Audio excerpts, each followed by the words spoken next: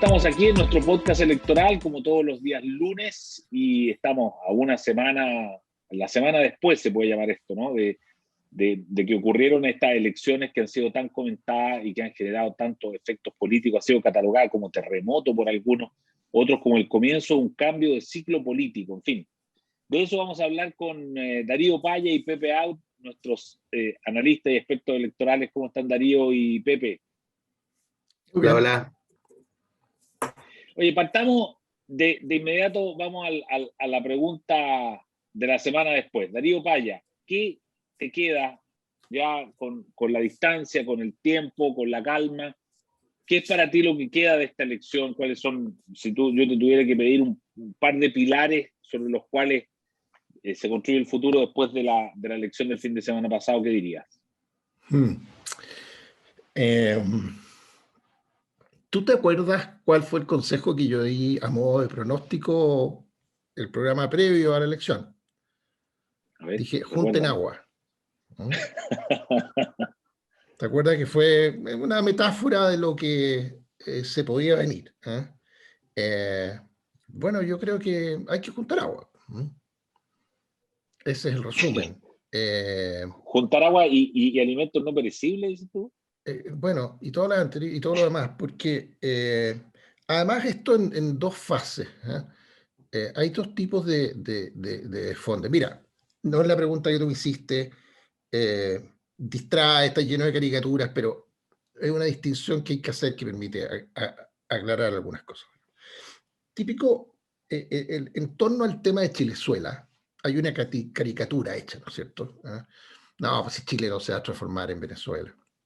Y hay una dimensión en que eso es obvio, en el sentido de que el daño, destrucción inimaginable para cualquier venezolano hace 3 años, en que está su país hoy día, bueno, si fuese concebible que una cosa así pasara, va a tomar mucho tiempo.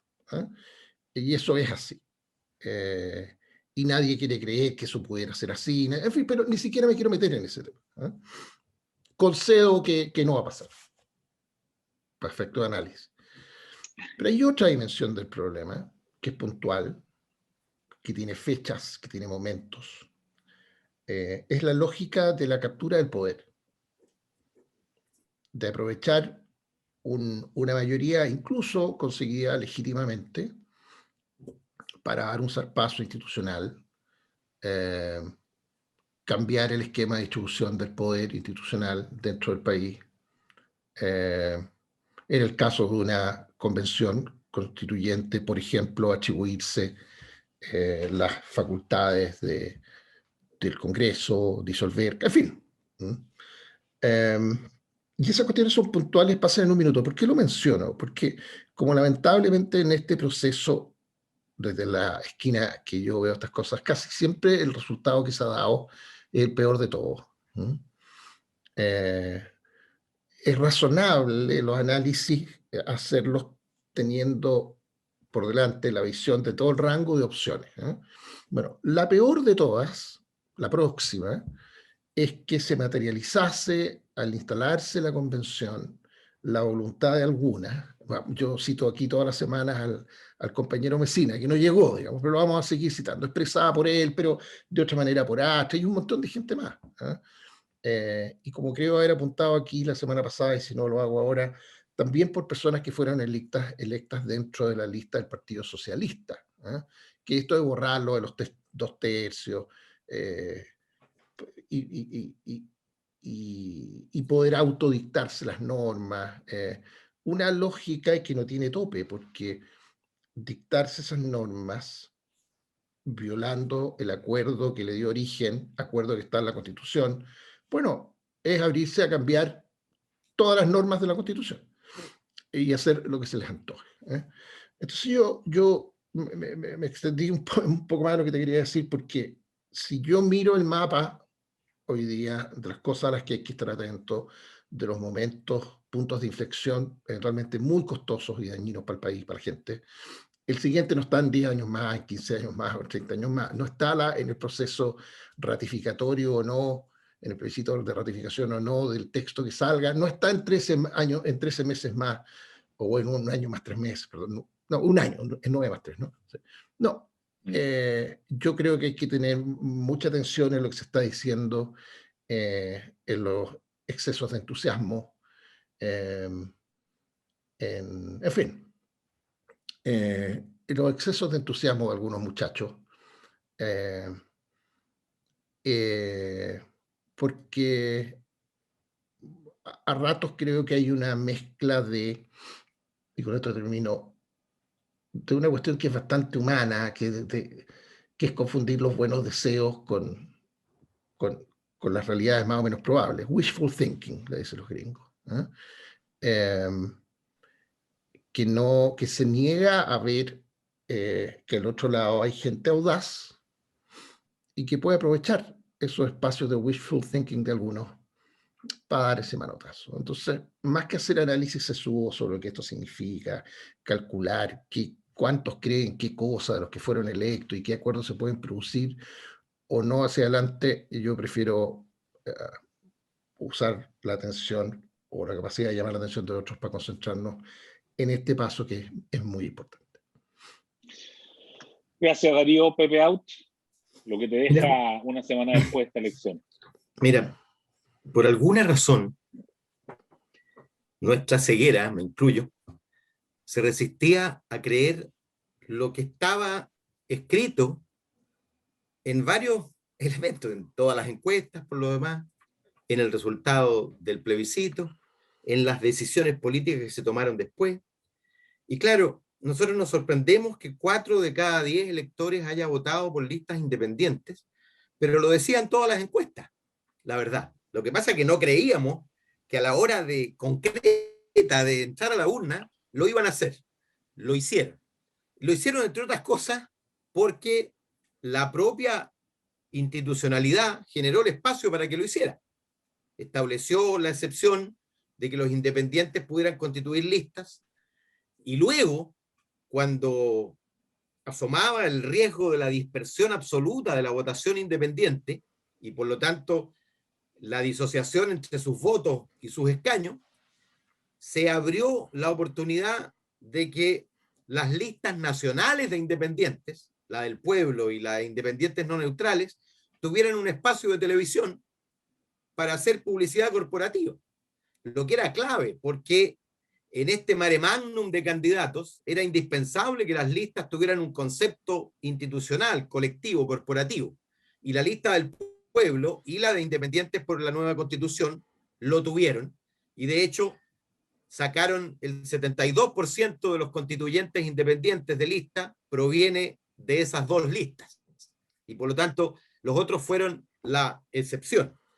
Lo segundo es que había habido un 22% por el rechazo, y nosotros apostábamos a que se iba a empinar al 30%, pero la derecha se atrincheró en el rechazo y convirtió su lista en la lista del rechazo. Y por lo tanto, pensando retrospectivamente, qué cosa más lógica que la lista obtenga más o menos la votación del rechazo.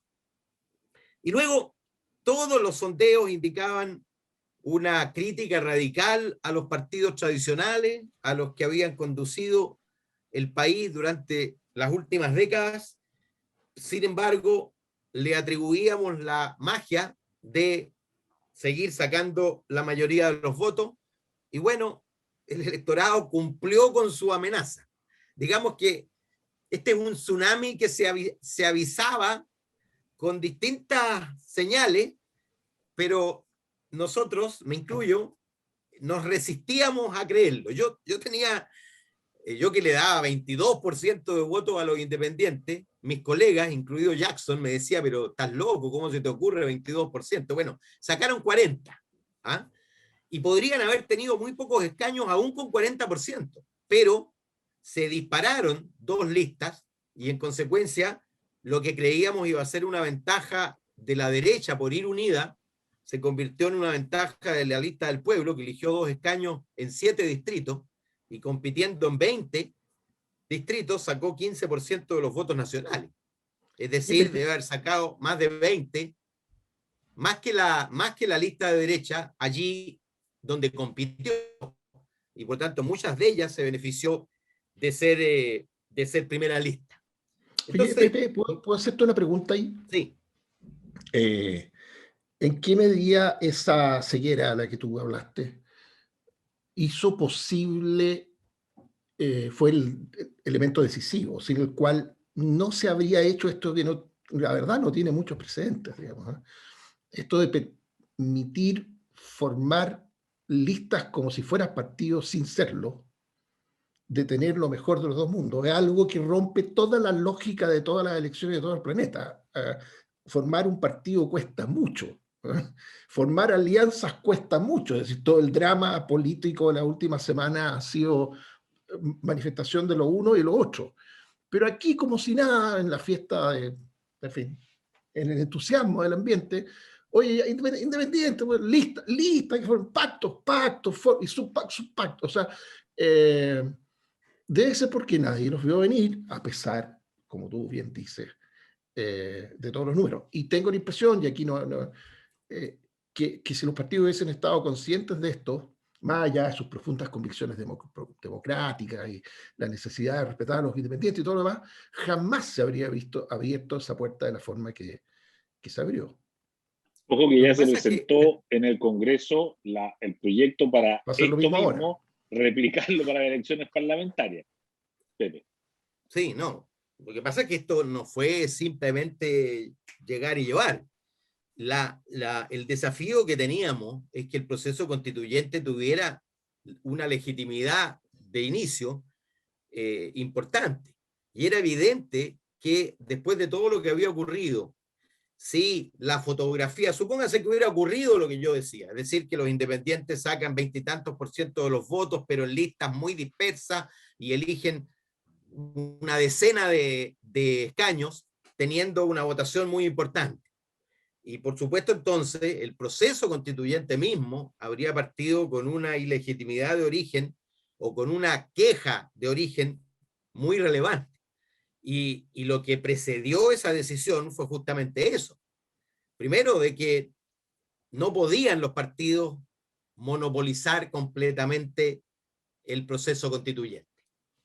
Partidos que tienen un 2% de confianza, institución congresal que tiene un 8% de confianza, que por lo demás había sido, incluso más allá del apruebo, había sido rechazada como participante del proceso constituyente. Y en consecuencia, la legitimidad del proceso se basaba en la paridad, los escaños reservados y la participación de independientes. O sea, eran las tres cuestiones claves. Si ustedes quieren, estaba dibujado en el diseño esto que ocurrió. Si eso es lo que choca, ¿ah? porque el objetivo era ese, que hubiera, digamos, que la sociedad estuviera representada. Acuérdense que la crítica de la derecha era que era un cuento esto de que la señora Juanita iba a estar en la constituyente, que iba a haber puros políticos. ¿Se acuerdan? Al comienzo, claro. Claro, eso se decía. Bueno, no hubo puros políticos. Hay el retrato de la constituyente. Claro, y la precisión es que con las reglas vigentes para el proceso, al momento del plebiscito, era cierto. Exacto, claro. Absolutamente. Iba a haber puros políticos. Claro. Absolutamente. Sí. Bueno, y se respondió a esa crítica con esa reforma, que la última yo creo que fue decisiva, es la del espacio televisivo, porque les dio existencia corporativa. Particularmente la lista del pueblo, que usó de manera espectacular, y la asociación entre la televisión y las redes, digamos, que parece la fórmula ganadora. ¿Ah? Entonces mi reflexión es, desde el punto de vista del diseño, esto tuvo éxito. ¿Ah? Porque ocurrió lo que tenía que ocurrir. Apenas se aplicó el ajuste de paridad, y si se aplicó por parejo a hombres y mujeres, y por lo tanto ese ajuste fue innecesario, porque el hecho de poner a las mujeres primero en la lista y de hacer el sistema cebra hizo que se votara tanto por mujeres como por hombres. Por lo tanto quedó relativamente comprobado que el sesgo de bajas de subrepresentación tiene que ver más bien con la oferta que con la demanda. La gente demanda por igual mujeres y hombres. Lo de los escaños reservados funcionó relativamente bien. digamos que la participación fue la mitad que la del padrón general, pero mucho más allá de lo previsto, 200 y tantos mil personas optaron por votar en el padrón de pueblos originarios. Y tenemos una constituyente que es lo más parecida posible a la sociedad actual. Y eso nos preocupa, pero es así, en términos de edad, en términos de orígenes sociales. Los escaños que representan a las regiones son verdaderamente de regiones, no personas que viven en Vitacura o Las Condes o La Reina y representan a un distrito de región. Hay 2/3 de independientes y 1/3 de militantes, y sin embargo es una constituyente bastante más preparada profesionalmente que la propia sociedad.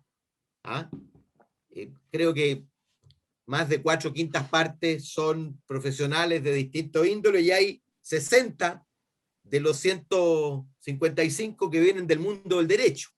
De todas maneras, entonces, a la hora de elegir, aun cuando los candidatos, la verdad es que pocos se disparan, la gente votó más por lista que por candidatos, salvo excepciones muy, muy señaladas, como la de Stingo, Marcela Cubillo y un par más.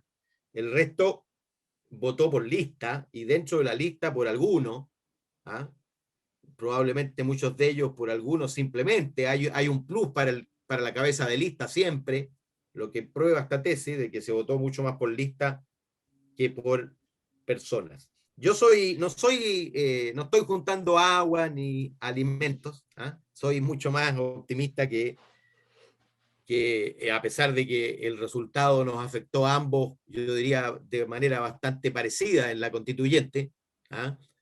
Yo esperaba una cuarentena de escaños y hay solo 25. Esperaba 30 de la izquierda y son 28, está bien, pero jamás esperaba esta incertidumbre que genera el hecho de no conocer. Ahora es apasionante esta carrera de los medios por conocer y escudriñar. Es como un ingreso masivo a la política y a la ciudadanía de un submundo que estaba abajo. Y claro, yo creo que eso es... Por lo menos que no estaba en esto, claro. Claro, y eso es un hecho de profundización democrática. O sea, claramente la constituyente va a ser un momento de profundización democrática relevante. Cualquiera Pero sea ahí Darío plantea una cuestión que efectivamente tiene mucho sentido, y es que como lo hemos definido, es un partido a 3 sets, porque tenemos la elección de constituyentes, pues tenemos la elección parlamentaria y tenemos la elección presidencial. Y ahí es donde nosotros entendemos que está este concepto que dice Darío del poder total. Y si tú dices, oye, estos tres bastiones, digamos, son finalmente capturados electoralmente por la izquierda, porque lo que sí está claro, yo estoy de acuerdo contigo, que hay una paleta de colores muy diversa en la convención, pero estamos de acuerdo en que es mucho más de izquierda que de derecha, digamos, o de centro. Entonces, si es que se replica el sistema electoral que funcionó en la convención para el Parlamento, bueno, el resultado yo creo que está bastante claro lo que va a pasar en las parlamentarias, y después tenemos a un Daniel Jadwe que aparece con la primera opción hoy día en la encuesta, y entonces, ¿qué pasa si finalmente los 3 bastiones de poder quedan capturados por la izquierda? Es que si se replicara, cosa que no va a ocurrir, no existe en ningún país del mundo que tú, para instancias representativas permanentes, tú dejes competir a entidades provisorias. Para eso existen los partidos políticos en la democracia representativa. Primero, para transparentar frente a la ciudadanía sus ideas, su programa, sus posiciones políticas. Y segundo, yo no estaría para dar... tan seguro, Pepe. No estaría bueno, yo estoy en el Congreso, y si eso ocurriera, sería una locura.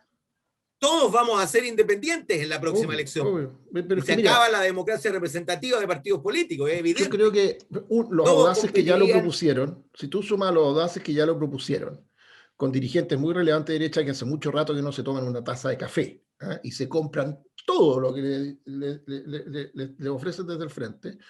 Yo creo que es una locura, porque lo que se estaría planteando por lo pronto es un acto de suicidio colectivo de parte importante de la actual Cámara de Diputados, digamos. Pero esas cosas que yo consideraba completamente inviables e imposibles hasta hace un tiempo, hoy día creo que hay que meterlas en el análisis, dentro del rango de opciones al menos, ¿ah? Como, ¿cómo podríamos llegar a eso? A lo mejor, como tú dices, bueno, seamos todos independientes. Bueno, es lo que ocurriría evidentemente, si Reventemos el sistema de llegara a partidos, consagrarse claro. esa locura, porque no solo es un suicidio, Darío, es un asesinato de la democracia representativa. Bueno, eso es. Y es el paraíso de un presidente populista, que obviamente se relaciona con un Congreso débil, porque disperso en infinitas fuerzas, ¿ah? Y cooptable, porque no pertenecen a colectivos sólidos ni conocidos. No, yo creo que yo creo que la lista del pueblo va a tener que organizarse en partido y competir con ideas, con organización, con líderes conocidos, con funcionamiento democrático, lo que exige la ley para los partidos políticos. Y te aseguraría que de convertirse en partido obtendría el resultado que obtiene ese tipo de partidos y competiría con el electorado que intenta representar ese tipo de partidos. ¿Mm?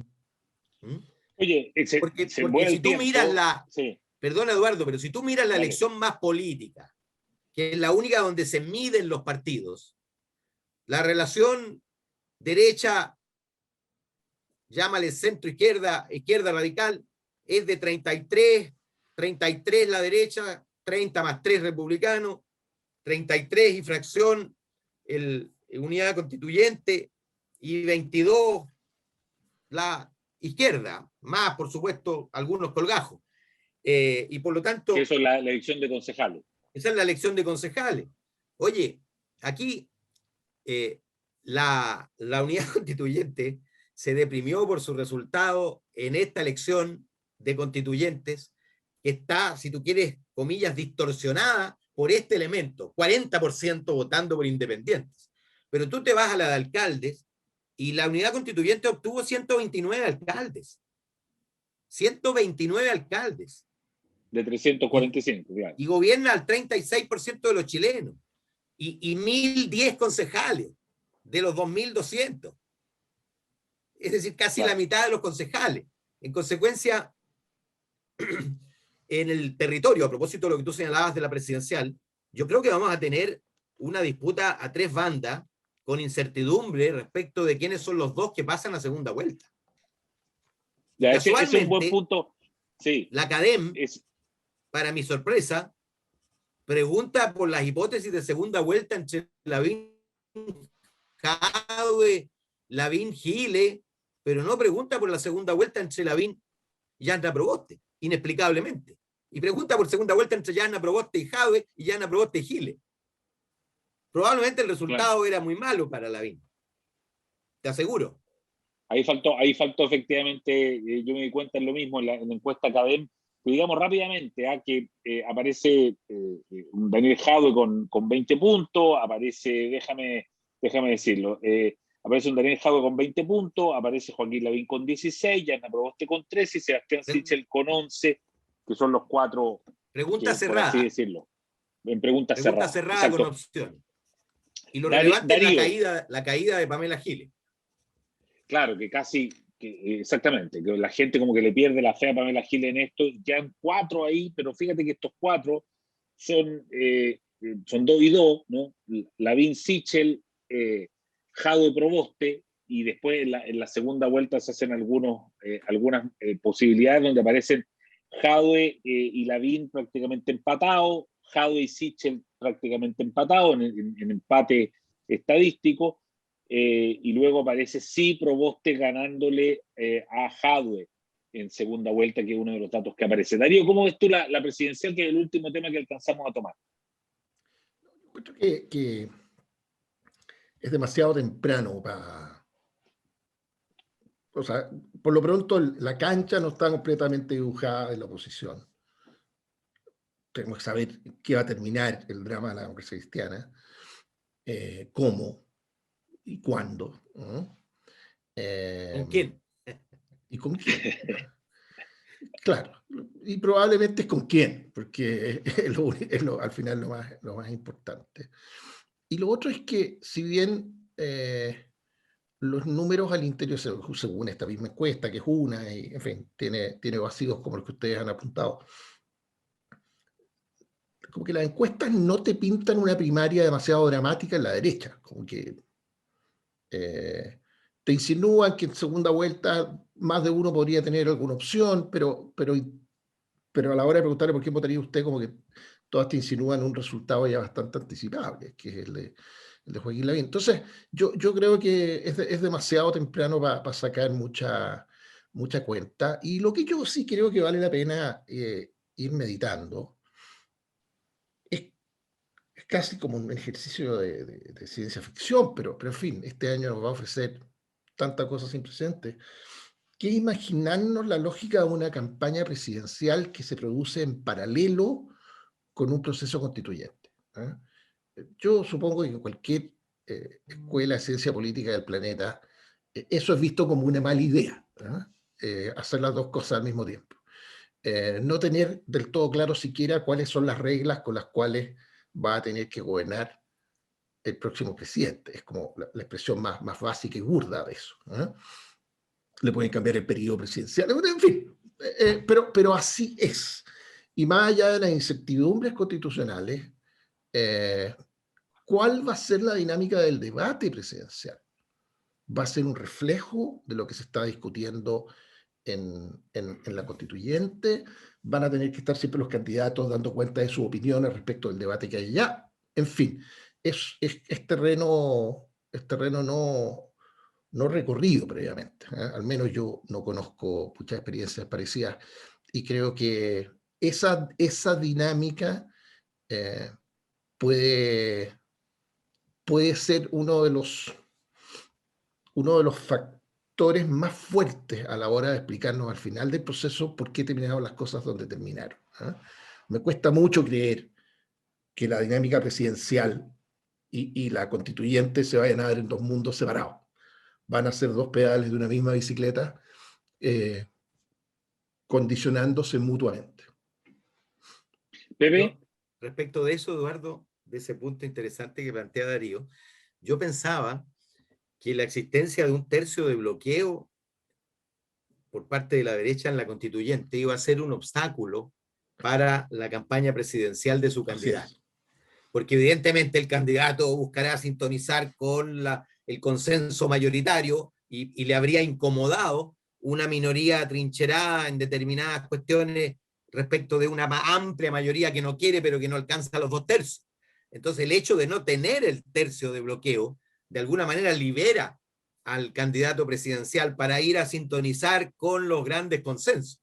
Y yo creo que eso va a ser sin duda, cualquiera sea el candidato, Lavín o Sichel. Yo, entre paréntesis, creo que es cierto, la primaria en la alianza tiene un favorito, pero yo creo que no está escrito como estuvo escrito lo de Piñera en la elección pasada. ¿Ah?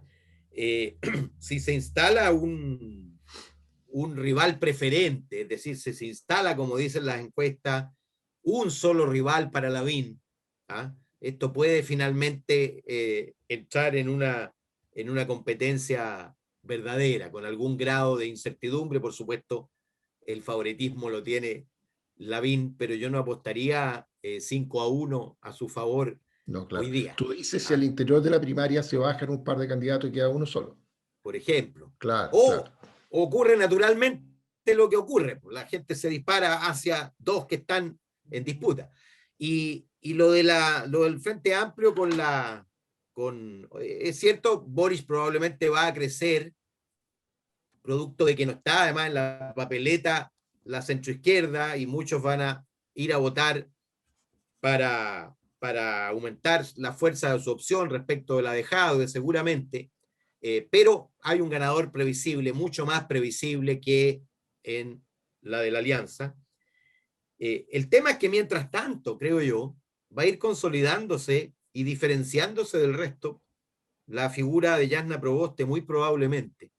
Y allí la centroizquierda va a tener el desafío de hacer un rito costoso, caro, difícil de organizar, que son las convencionales, las primarias convencionales, para consagrar algo que está ya instalado en la opinión pública, o la procesión sucesiva de los distintos parlamentarios y líderes de los distintos partidos va a finalmente precipitar en el hecho de que la candidata con mejor opción es la candidata de constituyente. Y por eso la pregunta ponía atención en lo que no pregunta la academia, porque ese dato es decisivo. O sea, aquí el electorado opositor lo que quiere es que no gane Lavín, o que no gobierne de nuevo la derecha. Y en consecuencia, si aparece alguien ganándole con claridad respecto de otros que compiten con dificultad, ese candidato naturalmente se va a diferenciar del resto. Y el que mejor está expectado para que eso ocurra es hoy día, al menos, Jasna Proboste. Oye, fascinante. Vamos a tener que seguir hablando lunes tras lunes de esto, porque esto no para, ¿no? Esto ¿hasta cuánto tiempo? Eduardo. Sí. Un cogollito. Dele, por favor. Una frase. Vamos. Creo que por primera vez desde el inicio de los 90 está abierta la posibilidad de que los dos que pasen a segunda vuelta no sean los dos clásicos. Por primera vez desde el inicio de la transición. Va a haber incertidumbre también respecto de quiénes son los dos que pasan a segunda vuelta. O sea, tú dices que podría ser un Proboste Jadwe, por ejemplo. Podría ocurrir lo que ocurrió de Santiago, en la región metropolitana. De acuerdo, Darío Paya, Pepe Out, muchas gracias de nuevo por estar con nosotros este lunes y nos vemos el próximo lunes. Que tengan una buena semana. Usted también. Chao. Gracias.